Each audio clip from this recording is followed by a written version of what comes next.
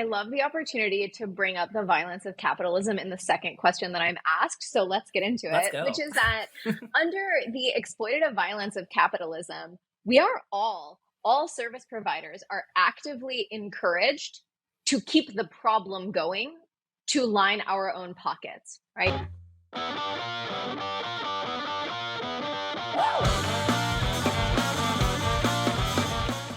Oh, hello there. Welcome to the 12th episode of the Anti-Professional Podcast, where today I am speaking with Rae Dohar about coaching, capitalism, and nuance. It's a very spicy conversation. You'll learn a lot. I learned a lot. Hopefully you'll be inspired and moved. Rae is really hard to sum up in an intro like this, but very, very worth listening to. So please enjoy the episode. As always, this episode is sponsored by my digital agency, Identity Pending, because I put it on, so I get to sponsor it. And my book, A Pocket Full of Seeds, is out now on Amazon if you would like to see my very, very personal diary entries along with doodles, songs, spells, and other things that I have written. It's another thing that's very hard to sum up, but I think you would like it if you like stuff. Without further ado, let's get into the episode. Greetings, humans, and welcome to the 12th episode of the Anti-Professional Podcast, where I'm here with Rae Dohar, a phenomenal coach who I have been following for many years and have been coached by, and I'm very excited to speak with today.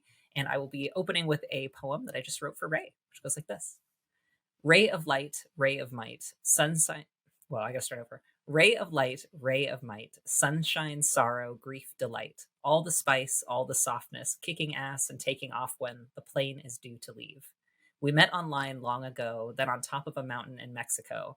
The weaving of threads, non-binary lives, the meaning of depth, resting to thrive. We don't tolerate gluten, though I think we both miss the taste. We both came up from the dirt and knew it would be a waste to sacrifice our brilliance to our sorrow, to hide away our yesterday and cast away tomorrow, to give too many fucks at a certain time and to give them all away when the feeling is right, to fight and rest and fight, obliterate duality, no wrong or right. There just is what is, and a whole lot of bullshit. So let's go on Instagram and do our best to move this coaching community forward. No trauma-informed or girl boss tropes, no selling through scarcity to exploit someone's hope, no slimy sales tactics, no trying to rope someone in who shouldn't be working with us. Just taking that next step onto the invisible bridge and moving the needle forward just a sweet little smidge each day. Rae, let's get into it and hear what you've got to say. And that's your poem. Oh, that was great. I love it. Thank you. I was supposed to write 2 today, and yours came through first, even though you're my second interview. And I was like, I'll just roll with it. It's the inspiration. I also have to tell you, every time you like one of my posts, I'm like, okay, it passed the Rae test. that's my standard. Is like, okay, that was a good one. No pressure, but I do definitely see you as a leader of like. I don't know about you, but I used to do all the bad coaching things when I started coaching. And so unlearning that has been big, and your leadership around that has been really massive for me. So I'll let you answer the question I ask everyone, which is, who are you and what do you stand for? No pressure. I am a human from Ohio, lived in several places along the way, currently living in Mexico. I am a coach, and I do my best to both reclaim that language and to be worthy of its reclamation every day that I work. I hope that I stand for integrity, seekership, and maybe honesty. Mm-hmm. Yeah. And I think that actually I'd love to start there with you with talking about reclaiming the concept of coaching, because I think that there, at least when I got into it, there was so much murkiness and sort of manipulation and like strange energy around like serving people, but also not. And so I'd love to hear like your take on what coaching means to you and kind of why that matters to you so much. Well, I love the opportunity to bring up the violence of capitalism in the second question that I'm asked. So let's get into Let's it, go. which is that under the exploitative violence of capitalism, we are all service providers are actively encouraged to keep the problem going to line our own pockets, right? So we could talk about the failings of the NGO industrial complex, or we could talk about the wellness and personal development spaces, which would be two places that we are typically thinking of as being service providers. But at the end of the day, we are responsible for keeping our own machine running, for keeping the lights on for ourselves and for profiting, especially in business, right? And so we are incentivized structurally, culturally, to actually make people's problems worse, or at the very least perpetuate the existence of their problems so that we can continue to get paid. And we are decentivized from actually creating meaningful results. Now, when we step away and experience real actual abundance, the way that it exists in nature, maybe a more indigenous perspective on what abundance is, which is to suggest that there is always enough. And abundance is about the respect of resources and what is available, and not the depletion or extraction or dismissing or disrespect of resources when they are available. And these resources, of course, can be natural resources. They can be money. They can be our effort and our energy and our attention and our intention are also resources.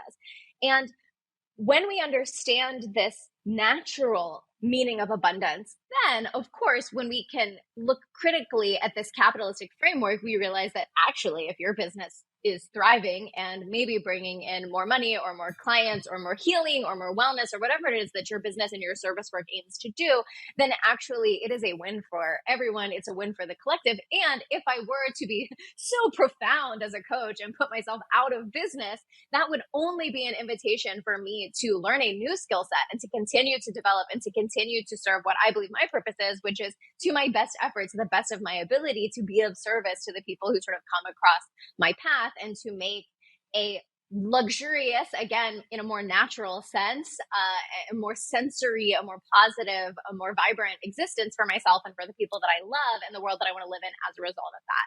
So that's what I think about the business part of it.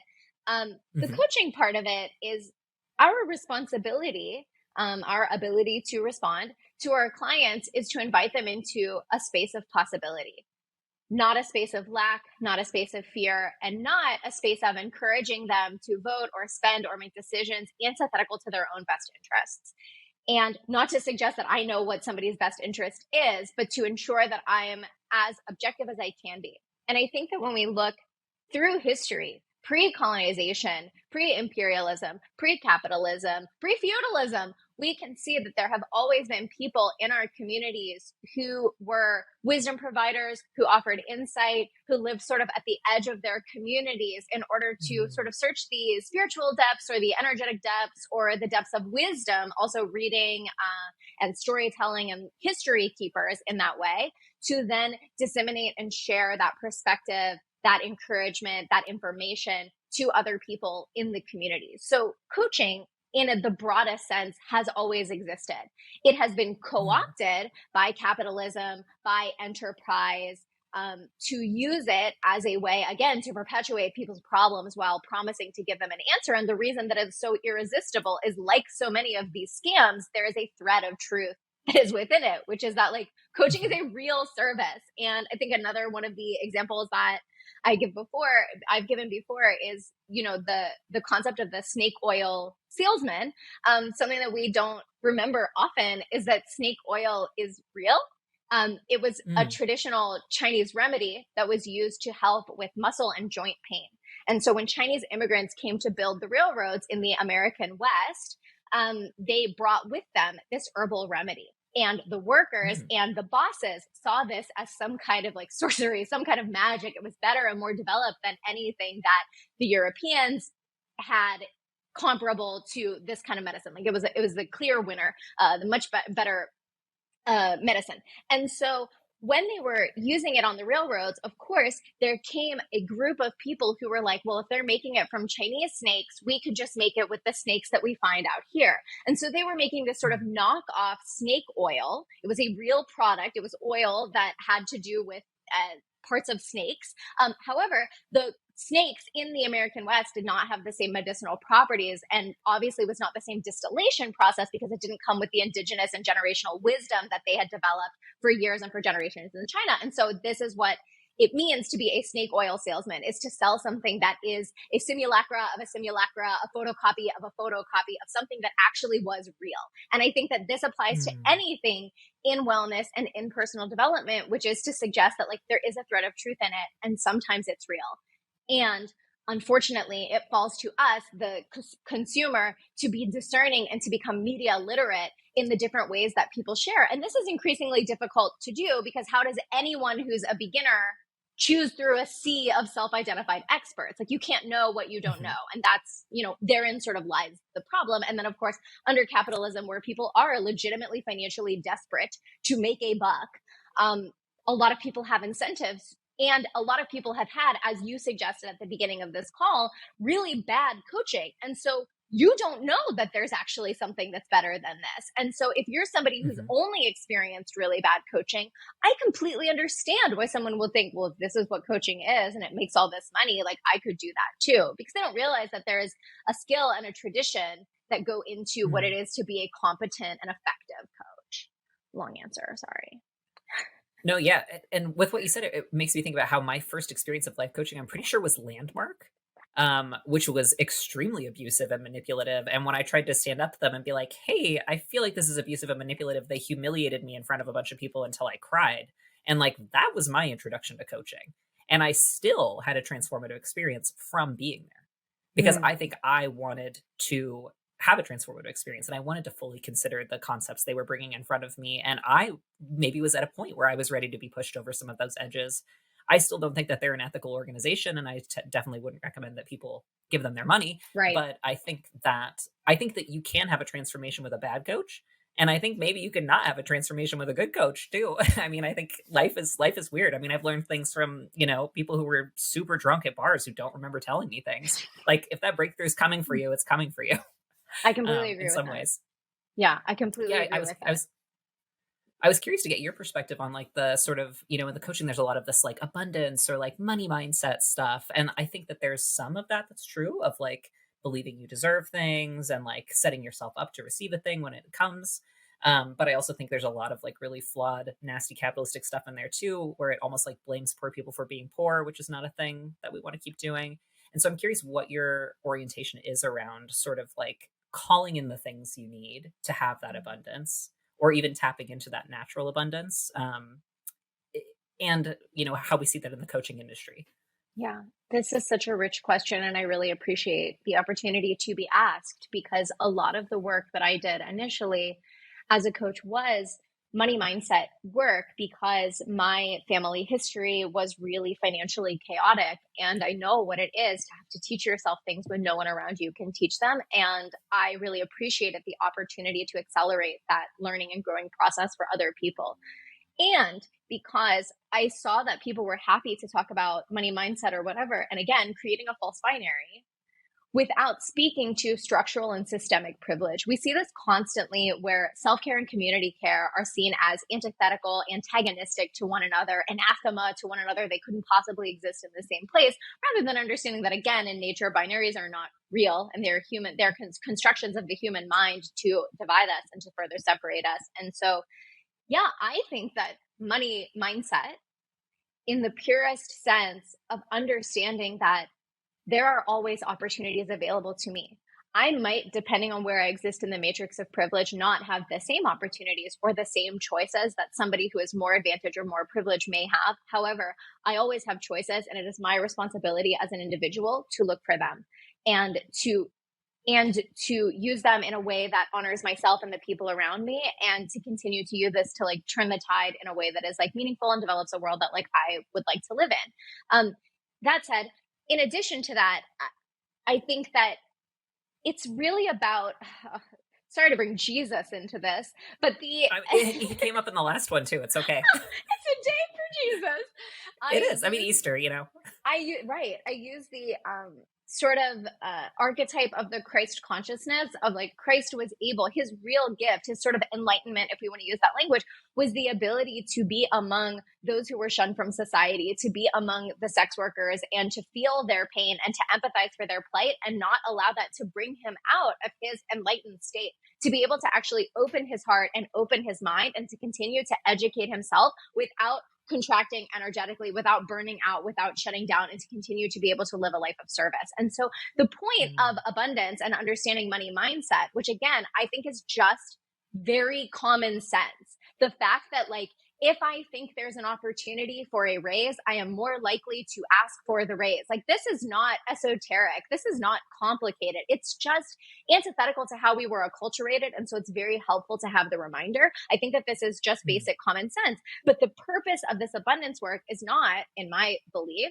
to build an ivory tower of like white money where I can be extricated and held separate from the human experience, which, by the way, is what capitalism tells you is the prize at the end of the financial rabbit hole, right? I get to live on the top floor. I get to go from my private car and my tinted windows, and I never have to stop and like see or smell the pores. I just get to live a life that is separate from the pores. For me, abundance is not supposed to be a buffer that graduates me from the human experience and holds me separate. It is a sort of internal light and buoyancy that I can cultivate that lives within me, so that, yes, again, I know that there are choices and opportunities, and I can train myself to see them and to ask about them and to make steps toward them, but also so that I am not closing myself down to humanity. What is the point of me having money if I'm just going to hoard it for myself? We use this term light worker, but when people describe to me what it is that they're doing, it sounds a lot more like light hoarding than light working. My purpose is not trying to hoard wealth or hoard housing or hoard resources away from other people. It is because I believe that I can be an effective steward of what is enough for me, what is enough for my family, and then use the energy, the resources, the opportunities that are generated in order to be of service, again, for the world that I want to live in with the people with whom I'd like to live. Mm-hmm. Yeah. Yeah, I definitely hear you on that, especially like this is something that came up in the last podcast as well, is that Jesus wasn't creating this "I'm better than you." He was creating this "I'm here with you." And I think you're totally right that that promise of the American dream is you have a big house, so you don't even have to see your family members because there's so much space, and you can hire other people to clean your big house and take care of your garden that you don't spend any time in. Like, it's a very strange abstraction of the human experience. Right. Of like, I think that if we're made to do anything, it's literally just to put our hands in the dirt over and over and over again, which is the freest thing that there is. But we're so abstracted from that. And I wish I knew where that fracture happened in like the human psyche so that I could start to try to stitch it up or something. Because I feel like there is access to that abundance for people all the time. And we've been sort of tricked into believing that it's not there for us. Right. Or that we because they have can't to physically charge us for it. remove ourselves from where we are to somehow act, right? Like, I can only feel abundance when I'm at the penthouse. And like, for example, I recently went on a 2 or 3 week trip to Spain and Portugal. Yes, I flew business class, which is a personal necessity of mine. Yes, it's something that I like, but also, like, I'm a person with chronic pain, and it's really important for me on long haul flights, to be able to travel well and feel okay when I arrive. But I also stayed in several like 5-star hotels that I booked through my travel card, right, to get the points. And these hotels were not, I mean, I had a lovely experience. It was very nice hospitality. I'm grateful that I was able to afford that and have that experience. But like, that is not luxury to me. I would choose like a river bungalow with composting toilets over a Marriott or a Hyatt anywhere in the world. And I think that it's because, I mean, it starts with capitalism, it starts with feudalism, it starts with imbalances of power and the extraction of resources and the deadening of nature and the separation, the assumption that because of the human intellect, we are somehow not nature, right? And that is really where I think the crack comes. And we see that in different places in the world at different physical times. It's not like there was like one day on the planet where the fissure happens, but the separation of ourselves from nature is ultimately what allows us to exploit it. And the further we distance ourselves from it, the more we associate it with things that are labor, with things that are not fun, with things that are dirty, and ironically, with things that feel unnatural, right? Like, I see people move here often. I live in the Yucatan Peninsula, which is a tropical climate. I live on Mayan land. And sometimes people move here from not just people from abroad, but people from other parts of Mexico, and complain about the snakes and the mosquitoes and the spiders and things like this. And it's sort of like, but you came here, right? And where nature is still able. And the reason that, my husband and I moved here is exactly for that reason, to have, even in our little yard, our beautiful, thriving garden where everything that we plant pretty much grows, it's so abundant. And just as you said, the opportunity to reconnect from that without the belief that like, oh, I can only feel abundance when I'm in the penthouse. Because the truth is, if you're waiting for life to give you everything that you want before you're willing to feel like it's enough, right? If we look at this like any other relationship, if you waited for your spouse to be like, well, I want to marry you and I don't want to date anyone else, for you to even be like, oh, okay, I will commit to this relationship, you would never have a relationship. Not just because of Mhm. non-monogamy. I mean, because like no one would agree to those terms, right? And so many of us fall into this place of emotional entitlement and immaturity where we say all the conditions in the universe need to line up before I'm willing to feel grateful, before I'm willing to be present, before Mm. I'm willing to meet myself and meet others in authenticity and honor somebody's humanity.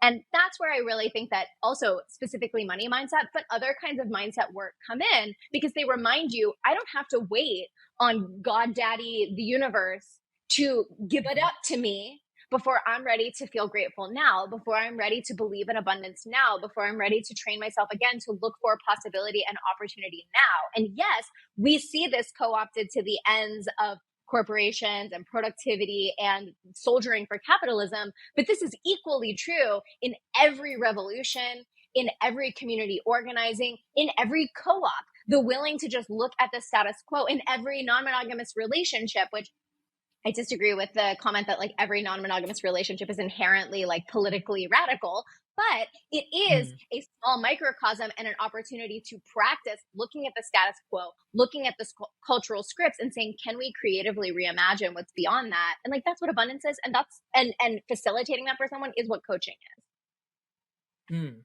And help, and sort of almost like reminding them that they already had access to it. Because I feel like whenever I coach people, 90% of what I do is giving them permission to do what they wanted to do anyway. Like I'm not giving them the ideas. I'm just saying that's crazy. You should do it. You know, because that's what people come to me for. But there it makes me think about how I think about how they burned the witches and the midwives, and they sort of like took away this sort of divine feminine intelligence and wisdom that was so connected and related and didn't require that abstraction or that payment. And I think that culturally, I see us starting to return to that. And I wanted to ask you your relationship to like instinct or intuition as it relates to your life and coaching. Because I feel like being tapped into that abundance, sometimes it just like carries me like chest forward into things that I don't understand. And I'm curious if you have a similar experience. I think I do, except I've been doing it long enough that it feels legible to me in a way that I understand that other people might not understand, but to me it appears very obvious. Part of why I went to Barcelona. Unfortunately, my husband is from a country that requires a Schengen visa for him to enter, but we don't live in that country, and so accessing the office for him to receive the Schengen visa was just too much work and not really worth it. So I went by myself, but. When I went to Spain, part of it was just to see if like vibes were right for where I wanted to live. And like I knew immediately. I knew when I got there, I was like, oh, this is where we will live 100%. I have no doubt. The timeline of it, the different factors that go into it are something that we're working on. But it's like, I just know. And I've never been wrong when I've just known. I also think that when we're talking about intuition, ultimately we're talking about self trust. And something that I teach and coach on a lot is reminding somebody that trust is twofold, right? Just like when you trust another person, trust is that, yes, you're trusting that that person will make good choices and do right by you. But you're also trusting that when they get it wrong, which inevitably sometimes they will, that they will take the steps to like correct and heal and repair and ameliorate that situation. Right. So when I'm saying I'm trusting myself that I'm going to go to Spain and know where I want to live, yes, I am trusting that. But I'm also trusting that in the event that I'm wrong, or the event that the version of myself that went on that trip is not the same version of me who will move there in 1 year or 2 years or 6 months or whenever that happens, that I will be able to handle that and figure that out. And I think a lot of people conflate intuition with some kind of perfectionism, with some Hmm. kind of like I'm a crystal ball and I you just shake me and I give you a definite answer and that's always the way. And I think that this is an absurd way to reflect on any kind of trust. Again, like I trust my husband implicitly, but that doesn't mean that he will bring back the correct green beans from the grocery store, when actually I can trust that 8 times out of 10 he will bring back the green beans that he doesn't like, and I will have to Hmm. find a way to cook the green beans that he doesn't like. And we will do that again. That doesn't detract from the trust that I have in my husband, right? And so it's just important to understand that trusting yourself isn't about enacting perfectionism. And I personally experience intuition as just an opportunity to trust myself. It's like I get a nudge, there's some space, and I go. And I trust that if that was the wrong nudge or it took me somewhere that I didn't want to go, I would just be able to make my way back. Hmm. And do you feel like you always had a connection to that sort of sense or self-trust, or was it something you had to build over time? I certainly think that it was built over time, and I think that it was always there. I think that when you're a child, you get messaging. And for your own survival, you need to conform to the expectations of your school or your sports team or your family. And as a result, you're constantly at odds. Some people then stop listening to that voice or stop responding to that sensation, or even maybe start misinterpreting that sensation, and it turns inward and becomes a kind of anxiety or a gnawing or a doubt.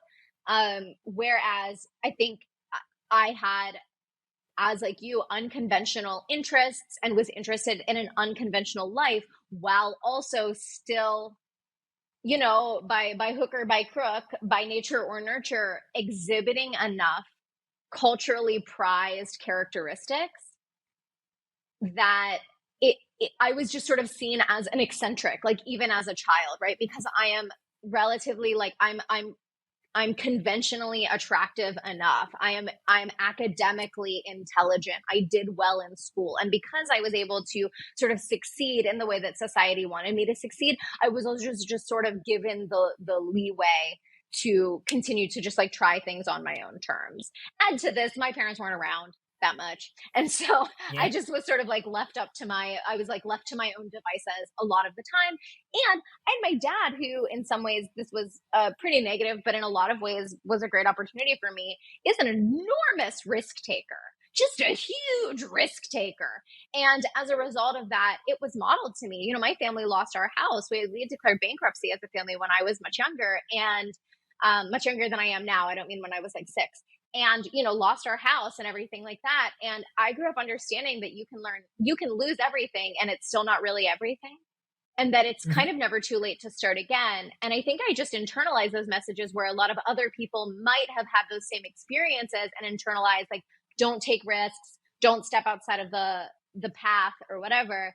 And then I think the final factor, just like a material condition of my life, was that I moved abroad really young. I went away for university. I spent a year abroad in my university. And then when I graduated was around the time that my family were declaring bankruptcy. And I was already going to be a professional actor.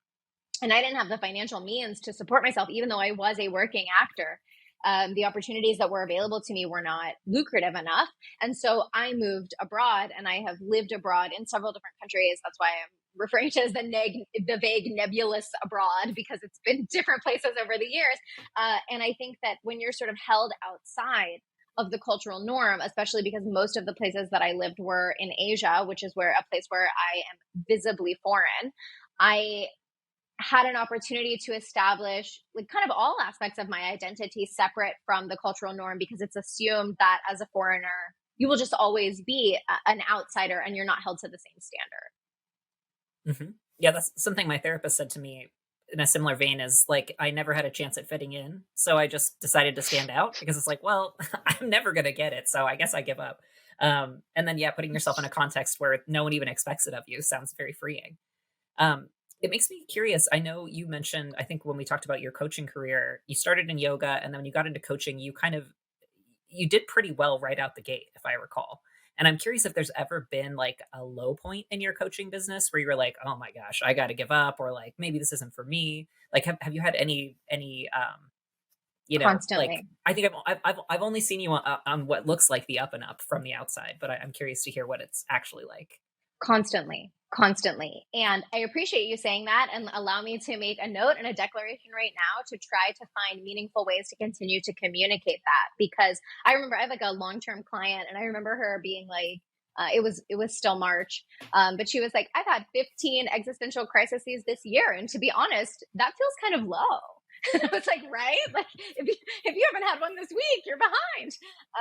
Hmm. And I think I'm a person with something that I really something that I really want to challenge in the coaching industry is that a lot of people use coaching as a set of tools, right? And a lot of people use coaching to the end of, how can I once and for all quiet the cognitive dissonance that lives inside of me?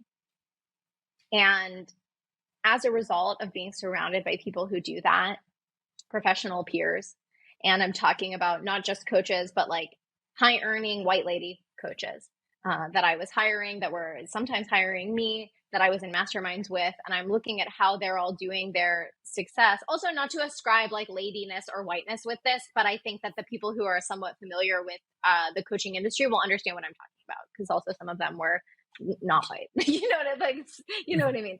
There was like some variation, but culturally it was a sort of like echelon of people. And this caused me never ending grief, sorrow, heartbreak, rage, doubt, uncertainty if this space would ever not be hostile to me, if anyone understood, constantly paying tens of thousands of dollars to have somebody mirror back transphobia and completely not understanding me and telling me that my leftist politics were scarcity, or you know what I mean, people that like also emotionally, in terms of their emotional intelligence as well as their intellectual intelligence, I'm so sorry, I feel this way, could not hold a candle to me. And just feeling constantly like I was at sea in this industry that was crumbling. I've had instances where my work was taken out of context and posted on these like insidious coach cancellation accounts. I was called like greedy and money hungry, and I had to message her and be like, I'm literally a communist. I'm not really sure why like how you've taken my content this far out of context to make this assertion about me. But it's like blatantly and patently false. Right. And understanding that nuance and critical thinking will always be skills that are devalued, and understanding that what I want to do with the tools of coaching is to allow people to live and to thrive and to continue to exist with open minds and open hearts in the face of that cognitive dissonance, rather than using coaching to shut you down. It is a constant source of challenge and suffering for me in an industry that often, to me at least, feels like it's on fire. And before this, I was in yoga, which has similar problems. Before this, I was an actor, which has other problems. Before this, and all of the other avenues I went down, I think I've just like been around the block enough times to understand that these problems are at the human population level and are not specific to any one industry. And again, there's no way out of the human experience. And if I believe the things I say on Instagram, which is that coaching is ancient and timeless, then coaching falls to whoever wants to continue to uphold the mantle to do it. And I'm not saying that I'm married to it for the rest of my life, but for as long as I can, and for as long as it's what's in front of me, it is work that I will continue to do. And for the most part, financially, I have always been sustained by coaching. It's not the first business that I've run. I feel like I'm pretty good at making money. I'm good at making money for other people. I have very high rates of client retention. And I have a lot of, I don't know, sort of a business instinct that I'm constantly trying to communicate and distill for other people who are interested in having that, or like we were saying, who do have it, but we're acculturated away from it.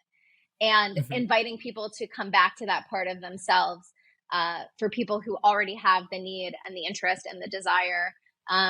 But just because financially I'm solvent and I'm okay and I'm able to meet my needs and take care of myself, that's not the only way that things can be going badly, you know. And I think it's often reduced to that it's like, well, I keep making six figures, so everybody thinks that I must be doing great. And I have such a horrible, I feel like I'm constantly screaming into the void about things in this industry. I've been financially abused by coaches in the past. I've had a lot of really, really, really horrific experiences. And then I fell into really deep depressions or despair, because I feel like I'm so literate and I'm so knowledgeable about this space. And if I could have been abused, if I could have been taken advantage of, what about these other people?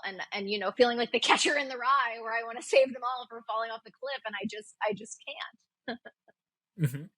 Yeah. And let's see, there was a thought that came up. You mentioned that critical thought and nuance are always going to be undervalued, which I think is a really, really good thing to say out loud.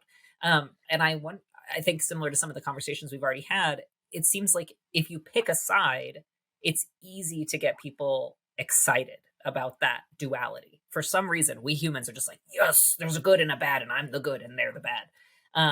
And I hope that over time we can start to appreciate nuance and critical thinking, because I feel like, you know, similar to you, I also had like some of those traits as a child that were sort of rewarded by adults, but not really children. Like the critical thinking was not appreciated, and in Mm. fact, kind of made me a bit of an outcast. And I think something that you bring to the table with with your work is you distill that critical thinking into something that is still exciting and still like I think about greedy, lazy, selfish slut, which is my favorite idea for a coaching container ever, because it immediately like shocks you and you're like, excuse me? And then you're like, oh wow, like yes, that's me too. And I think that that lines up with what you said about your business instincts. But wanting to add that nuance of claiming those things that people say are bad and then charging to celebrate it, which I think is wonderful. And I also think it's great that you do have so many like levels to work with you, so that I felt like you're very uh what's the word I'm looking for? Like agile and accessible as a coach, which I don't see a lot. I think in the coaching industry, sometimes we assume that if a person charges a lot of money, they know a lot. But I like you have also experienced some of that financial abuse where they're like, I'm above you. Give me $10,000 and you will be like me. And then I give them $10,000 and then I'm still me, and they didn't really teach me anything And I didn't getting to know. know them, you realize I wouldn't want to be like you. Mhm. Given the Or, I option, mean, I don't want to be like that. I don't aspire to the way that they see the world, or to the way that they run their businesses, or to the way that they move through their relationships. mhm. Yeah, and sometimes I found myself paying into a container and then realizing once I get in there, I'm like, whoa, you're really phoning this in and people are eating it up. I was like, wow, I guess I could charge $200 for a group coaching container. Like sometimes it gives me permission to be like, oh, I guess I can do this because if they're doing it, I guess I can do it. Um, uh, another question I wanted to ask you was, you really inspired me with your retreat that we went to in Mexico, where I realized, oh my God, I can host a retreat anywhere in the world, and then this is a business trip. And I'm curious, like how you got started with hosting in person stuff and calling people into that. Like this wasn't your first retreat, right? That I went to. Mm-mm. You said you've done kind of the fancy ones before, but this one was a little bit more rustic, if I remember. I have done one fancy retreat and then realized very quickly that it wasn't for me, that I didn't like those experiences and I didn't need to sell those Mhm. experiences.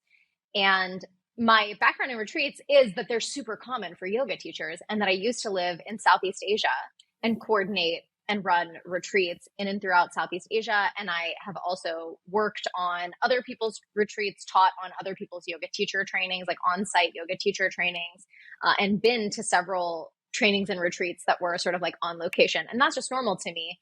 And then coming into coaching and realizing like other people want to take a trip, and also for the client, it is a business expenditure. It is a tax deductible. Like it's It was great. incentivizing for people, right? It's lovely. And that specific retreat, I kept it very low cost, or what I thought was like very financially accessible, and really let the magic of the physical location like do a lot of the heavy lift. I mean, we coached for hours a day. I don't want to act like we did nothing, Mhm. but the rest of the day was like open to experience the beauty of that physical location, and realizing like I think that that part of Oaxaca is one of the most beautiful, magical parts of the world.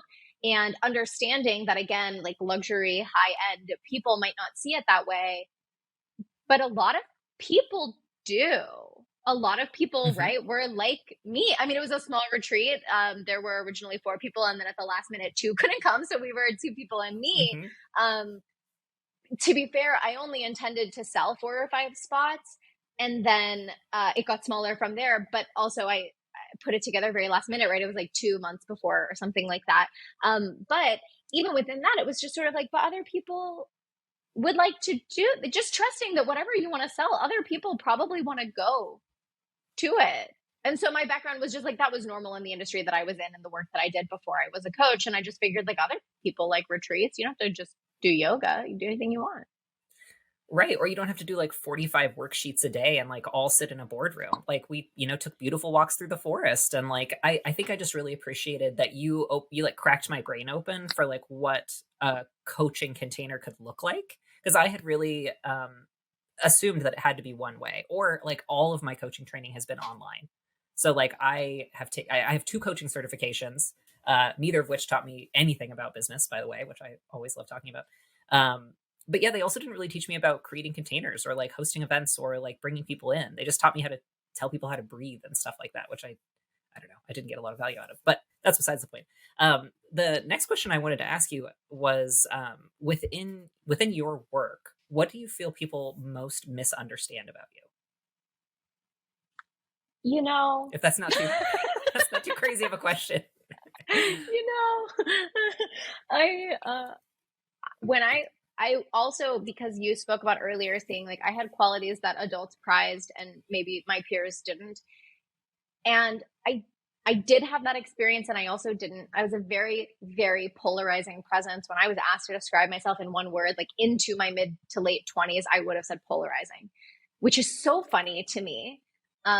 Because I think that I am like one of the most nuanced and measured and like genuinely thoughtful. And what I mean by that is like putting in a lot of thoughts into the opinions that I have. I find myself to be really malleable. Like I'm thrilled to be like, I am wrong. And that is not how I feel anymore. Or, you know, when we were talking about money mindset, like this is what I wish I would have said differently 3 years ago. Like I say these things to my Mhm. clients regularly. So I think what people misunderstand about my business or about me is the same way that I feel personally, which is that somehow the most off putting opinion of all is like the nuanced one that doesn't offer an easy answer.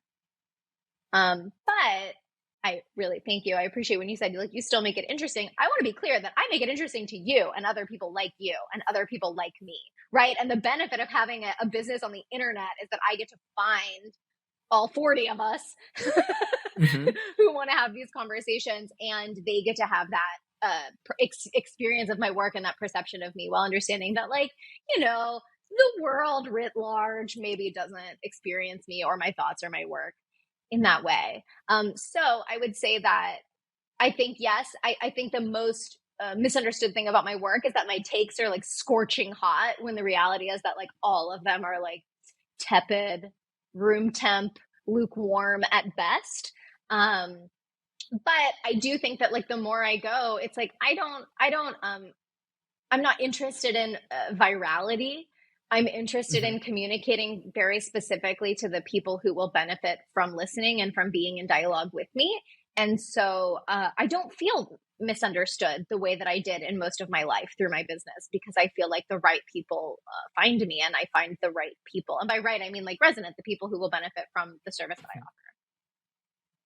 And that makes me curious. I've been thinking a lot about this concept of icons. Like an icon to me is an inherently like simplified two-dimensional thing, and people Mm. like want to be icons.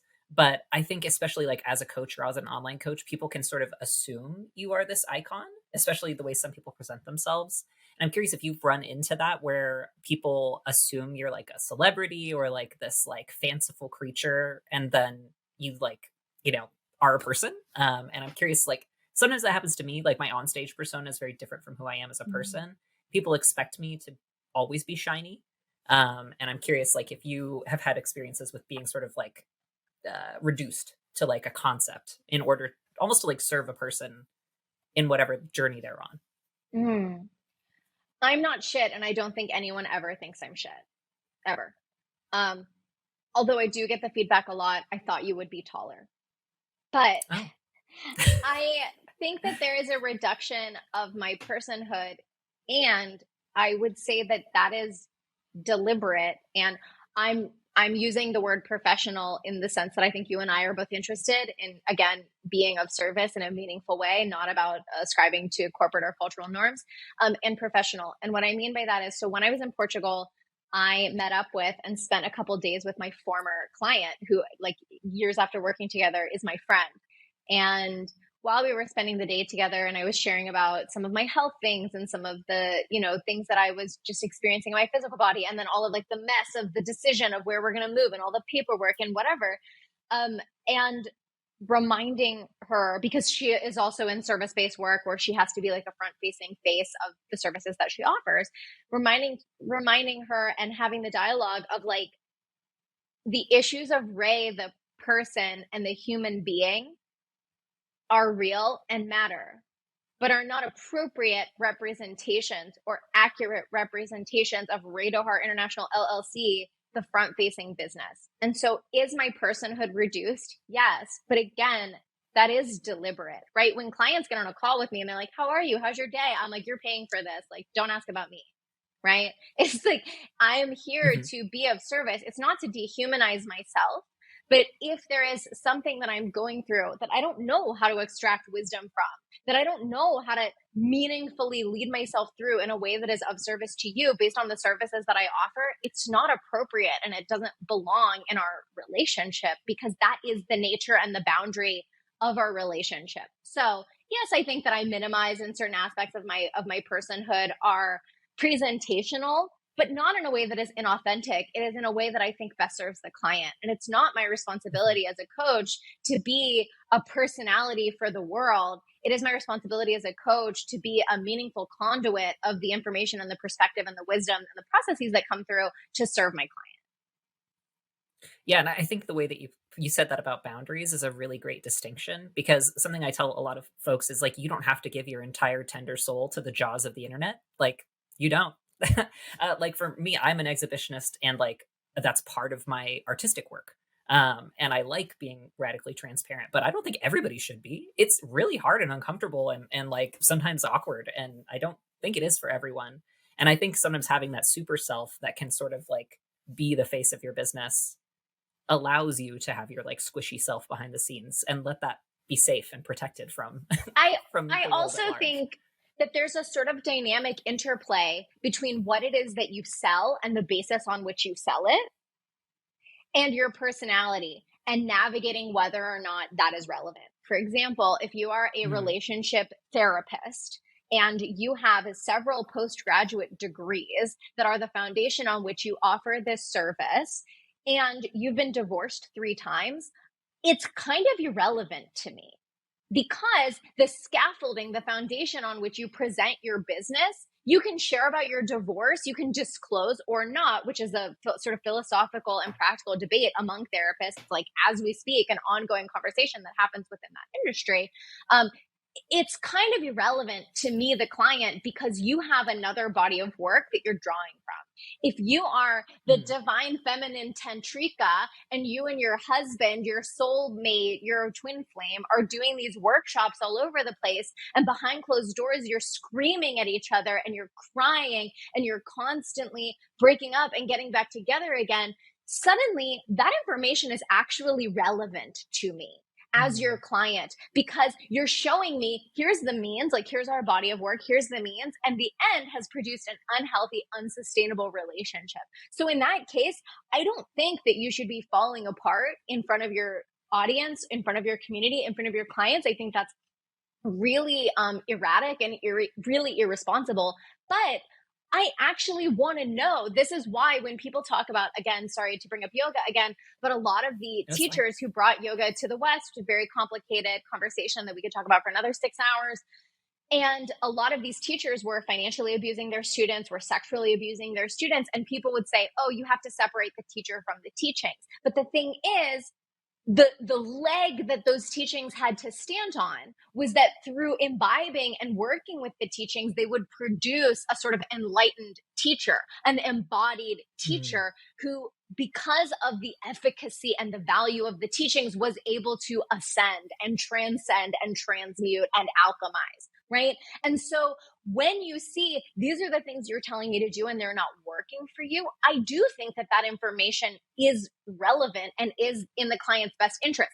But if you're a financial advisor and you've been divorced several times, or you have disordered eating that you don't know how to like heal, or you have a child who's gone no contact with you, that's just not relevant information. If you want to share it, that's fine, mm. because people choose their service providers based off of relationship building. If you want to make meaning, or if you want to relate that to your work, that's fine. But I do think that there's like a sort of broader discourse and conversation and an interplay around like, where are you claiming this, right? Like the classic, like Napoleon Hill, who writes Think and Grow Rich, and it's the only lucrative business venture he's ever had in his life.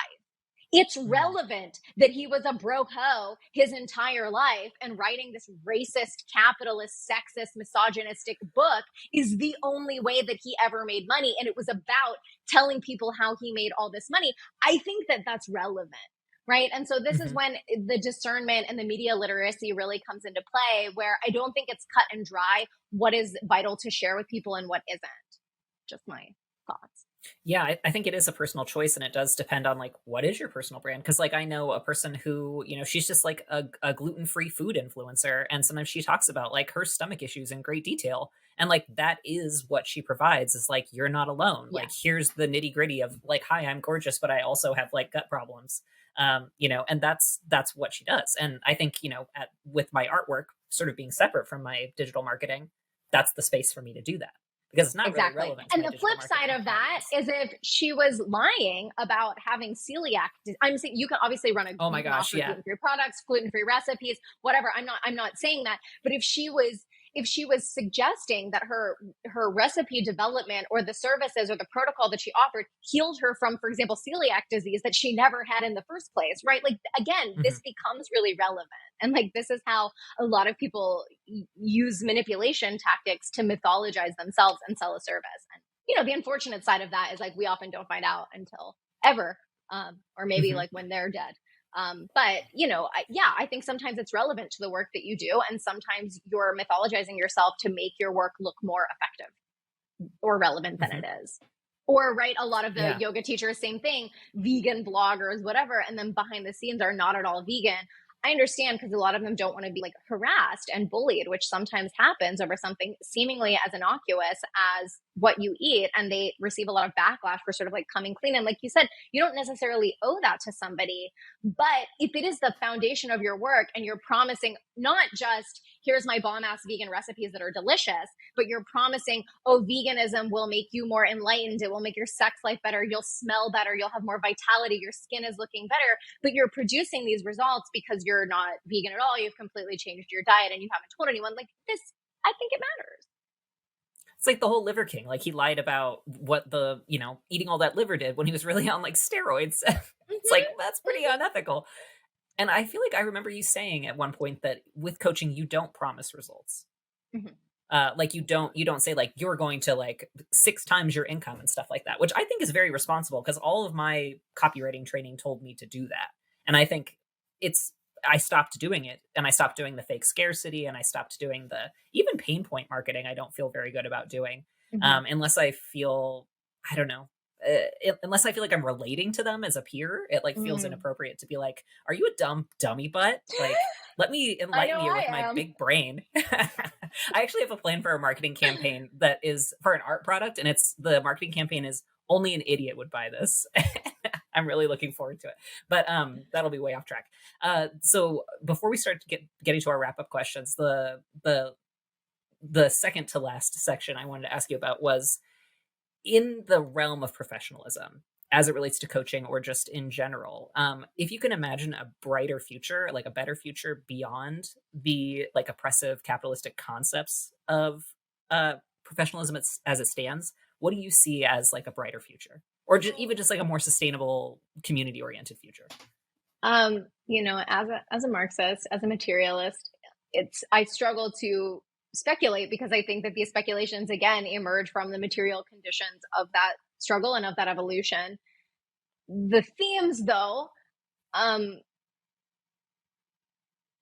is really the disillusion of, again, all of the perceived binaries and the understanding of the permeability of personal work and community work, of self-care and community care, of what it will be emotionally, spiritually, psychically, and materially to purge this cycle that we alluded to earlier of feeling this pressure and feeling these extreme polarizing conditions. The reason that, like, why do we do this? This is not human nature. This is flames that are fanned by capitalism, because when you're feeling enraged, or when you're feeling devastated, or when you're feeling in any way uncomfortable, you are at your highest likelihood of buying something.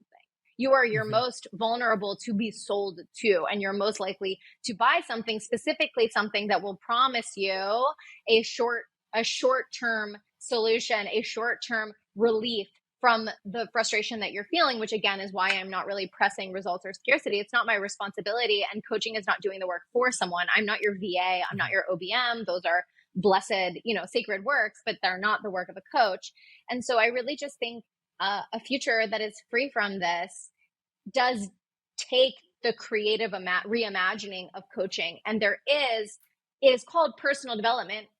It is rightfully criticized for that reason, but it is also like, if I'm surrounded by community members who have been beat down by capitalism, who have been beat down by the material opportunities that are in front of them, who do feel great despair, it is on me as the individual to be able to cultivate possibility within myself and to float and be that buoyant sort of light for the people around me. And then when I am beat down, when I am depleted, that somebody else will be also doing that work to take the sort of turn to lift me up. I also think that, again, when we create this individualistic society versus this collective society, we create this dichotomy.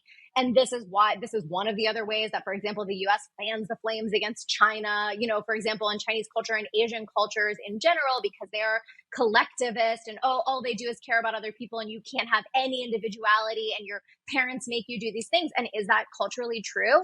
Sometimes it is a little bit true. It is a different set of cultural values. And also, why are the only options in front of us choosing to do me at all costs or surrendering everything I've ever wanted to do for my family? Why are those the only two examples and the only two options that I have to choose from, right? These are false binaries. And so I hope that the world in front of us is a world that just employs the constant and practice dissolving of perceived binaries for the sake of greater possibility.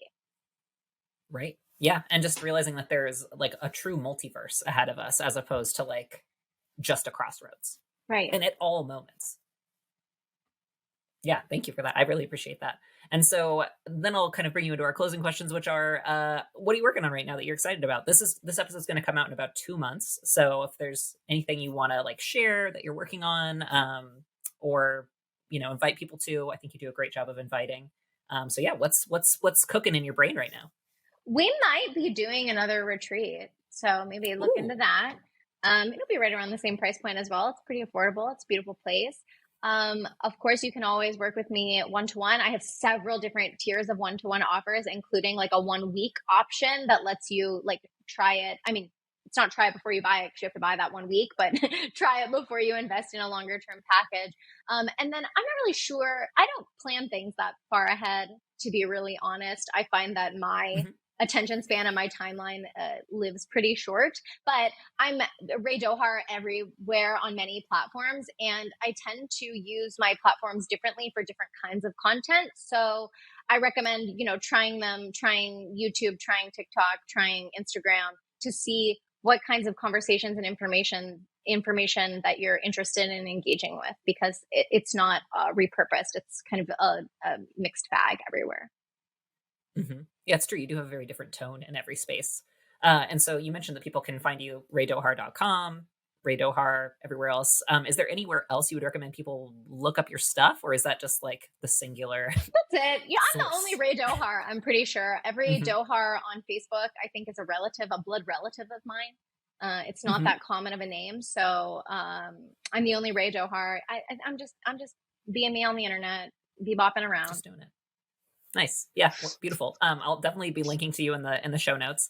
And then something I've just been trying to open up for everyone at the end of the episode. Is there anything in your heart, your soul, your brain that just wants to come out? Anything rattling around in that, brain bucket, as I call it? Underneath. That you'd like to leave as a closing full thought? Of secrets. Yes, your secret hair. My hair is full of secrets.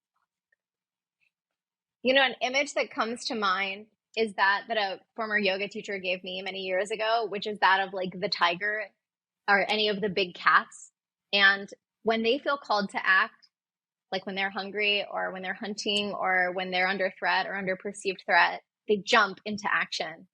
And when they rest, they're out. There's no breaking that. And I think that a lot of human pain and a lot of frustration is from a lot of things, but one of the things that is at least under our purview is getting better at that clean gear shift.